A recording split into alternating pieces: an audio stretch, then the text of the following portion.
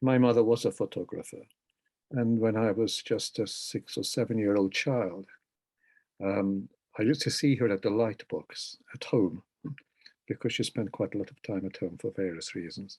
And she would be retouching photographs on film or hand coloring pictures with a little brush and little oil paints.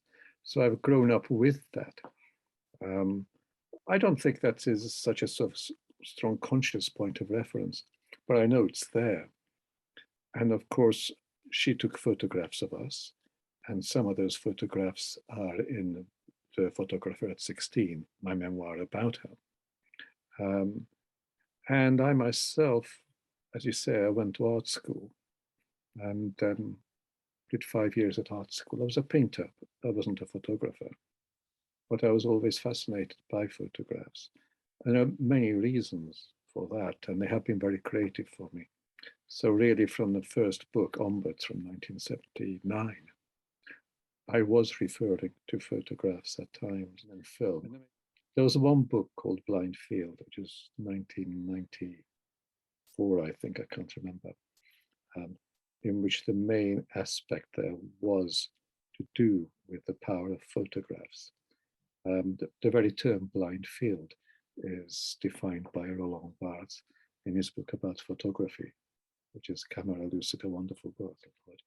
I have often, not always, looked for some kind of structure to enter when I begin a poem or a series of poems. In prose, no. In prose, I think the main, well, most prose is narrative. Most poetry is not narrative in the same way.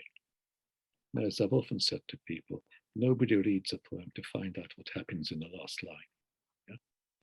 But you do read a book, a fiction book, to follow a narrative. So it is the ways of forming narrative that matter in prose. Let me go back very briefly to the memoir of my mother. She'd been dead. She died in 1975. That's a very long time ago. And in that time, you know what happens to memory? It begins to be filtered through various sort of things. But the moral question at the heart of it is, am I lying about her? Am I exaggerating? Am I doing something more about myself than I'm doing about her? That's very difficult. So the question was, do I believe in the image that is arising as I do it? Does it feel real to me? At one point towards the end of the book, I'm talking to her, but she's ringing a phone in the back of my head, and she picks up and she tells me that I'm wrong. So she says, "No, you misunderstand me." And I know we're constantly misunderstanding, but somewhere in there, a figure is appearing, and I feel I'm trying to be true to that figure, while realizing that to some degree I'm making this figure. I'm constructing her, but I'm constructing what I feel is real. And you think, okay, well, how does one respond to photographs? What does one get from them? How can you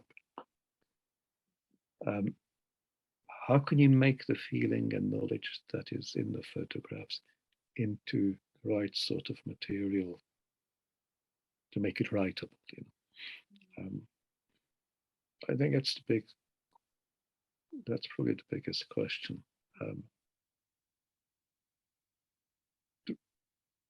The reason I started writing poetry, my very first reason, was I was 17 and somebody showed me a poem by a mutual acquaintance. I didn't even know they wrote poetry. And I thought, this is not true. I want to do this, and I want to do it the true thing. I had no idea what the true thing would be.